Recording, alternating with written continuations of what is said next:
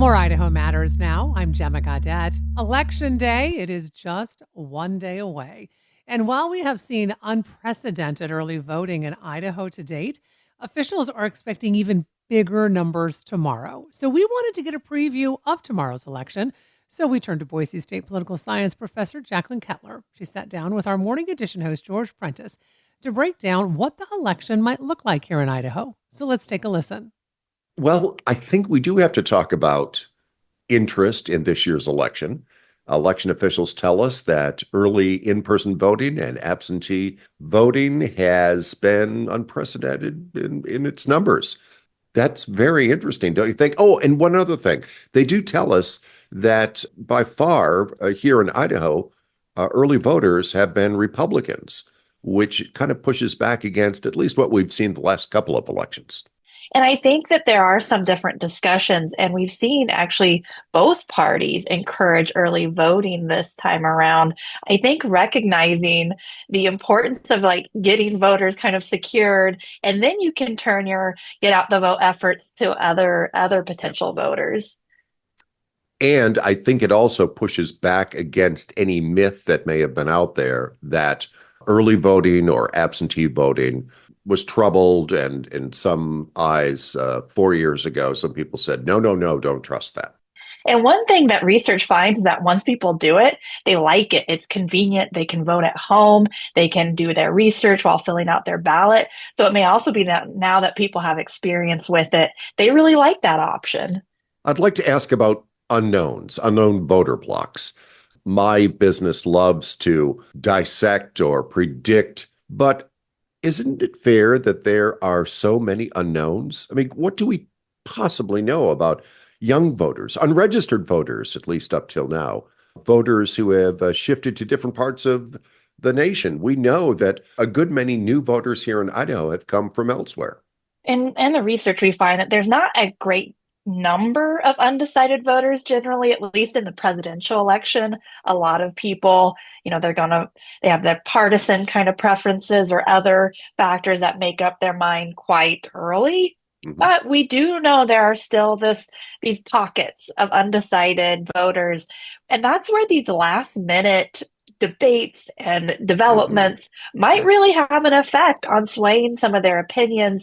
Particular messaging, all that type of thing might really have an effect. And some of the groups you were mentioning have received a lot of attention throughout this campaign in terms of what will their turnout look like, how will they vote, and in some of these swing states in the presidential race could make a really big difference. We have to talk about Prop 1. My goodness, Prop 1 here in Idaho. First of all, the amount of money that is being poured into this race from both sides. And I don't think anyone can predict the outcome of this race. It does seem like there's the possibility of that being really close. There has been an immense amount of campaigning. As you mentioned, a lot of money. There's campaign signs everywhere, at least in the Treasure Valley, a lot of mailers, and a lot of different types of actors involved, including within the Republican Party, where you have the party pretty actively campaigning against Prop 1, but former Republican officials, there's a fairly sizable group that have been supportive of the proposition. It will be really interesting to see what voters decide on that measure. It does seem like it has the potential to be really close. However, we also know there are some questions in terms of like the ranked choice voting component of the proposition. So I think that is definitely one race here locally we'll be watching really carefully and closely. So interesting. When I went to vote, and I'm sure many voters can appreciate this, the ballot is not small. And so let's talk about what we call the down ballot races and how important they are. Yes, we're picking a president, but then there are a slew of races that are so important. That's exactly right. Those national races, especially the presidential race, receive so much attention and so much money and television ads, and it takes up a lot of our interest in what we're looking at as individuals. But these down ballot races are essential, right? And they affect our daily lives in terms of decision making over things like roads and resources and services. these really are important for how we live lives, how we interact with government at the local level. And so our decisions and voters' decisions in these races really do matter. And yet we often see ballot roll off. People will vote in the presidential, the congressional races, and then start kind of falling off. And yet a lot of, for example, these county level races are really important and are often pretty close. So Yeah. your vote can really matter in them. Let's talk about the legislature. Every seat in the Idaho House and Senate is up for grabs. I think it's fair to say that more than a few are not competitive, but for those that are competitive, there's plenty at stake here.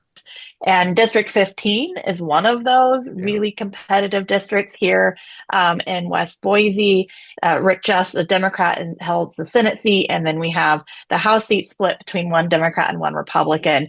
And these types of seats are really important for the Democratic Party to hold on to in order to keep their numbers at least where they are now, so they don't potentially lose more committee seats.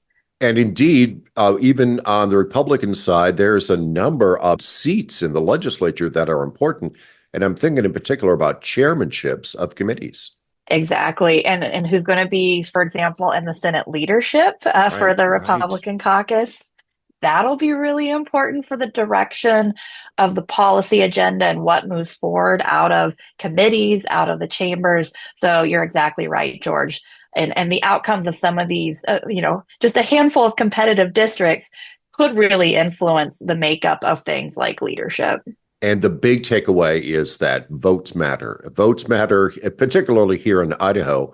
And I can't remember a recent election now where there wasn't a contest which was decided by a few dozen votes.